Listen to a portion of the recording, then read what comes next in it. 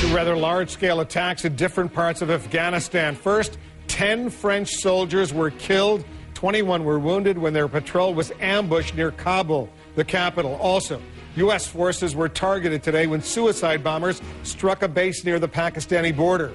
U.S. troops weren't so fortunate in an ambush attack by the Taliban last month. 9 American troops were killed. Our CNN Pentagon correspondent Barbara Starr has an exclusive interview with a survivor. Barbara, tell us about this story. It was a pretty desperate battle. It was indeed, Wolf. You know, back in July when this happened last month, this was the deadliest attack on U.S. forces in 3 years. Now, a first-hand account. July 13th, the mountains of Afghanistan. Army Specialist Tyler Stafford and the men of the 503rd Infantry Regiment knew they were likely to be attacked. When I heard the first volley come in, I grabbed my machine gun.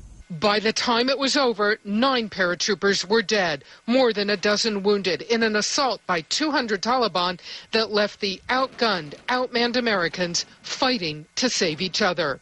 Now recovering from his wounds, Stafford draws a map of the battle. Americans surrounded on 3 sides, calling out to his friend, Corporal Matthew Phillips. I yelled to him, I was like, "Phillips, man, I need help. I'm hit."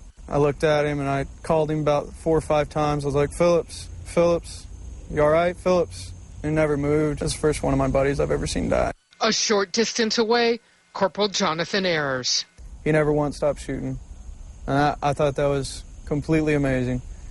He never, he finally was killed by RPGs and gunfire, but he never once stopped shooting back at him. Running low on ammunition, some of the men so badly injured they are unable to move.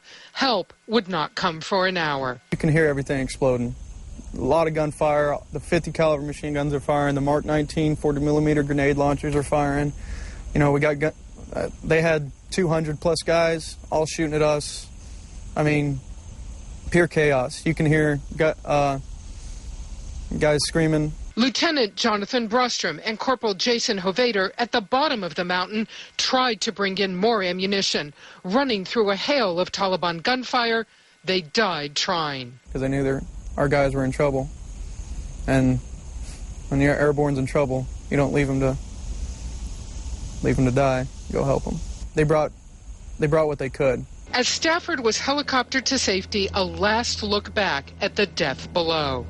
It's like one of those movies out of Vietnam that you see with all these special effects and everything's on fire, smoke in the air, and that's how you see tracer rounds going back and forth. Just can't explain the amount of RPGs they had.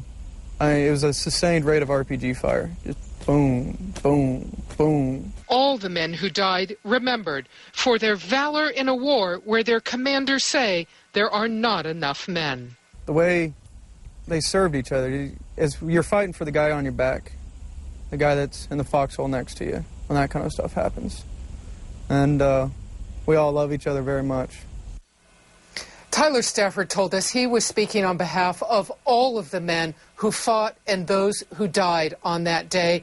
And tonight, Wolf, commanders in Afghanistan are still waiting for the Pentagon to send them the additional troops they insist and say they really do need. Wolf. They certainly do. Thanks for bringing us that story, Barbara. Appreciate it very much.